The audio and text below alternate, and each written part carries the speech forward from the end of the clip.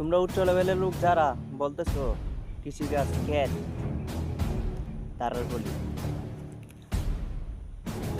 কৃষি কোনো কৃষক পাল্লানি নয়।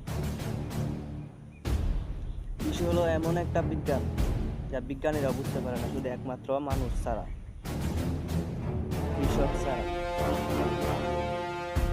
তোমরা কৃষক খ্যাত বলো না,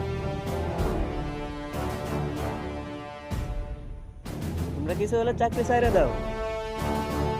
আর একটা কৃষক যদি সিদ্ধান্ত নেয় যে কৃষি ছাইড়ে দিব, তোমরা অবস্থা কি হবে বুঝতে পারছো? খাবার কই পাইবা কয়দিন?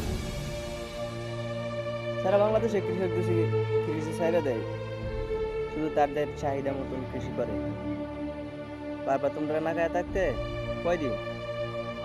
কই থাকবো তোমাদের উচ্চ লেভেল, কই থাকবো তোমাদের হেডা? কৃষককে ভাই শুরু করে দেখো না, একটা কৃষক কতটুকু কষ্ট করে তোমাদের মুখের খাবার তুলে দেয়, এটা যদি একবার বুঝতা, তাহলে আর এরকম ভাবে চিন্তা করতে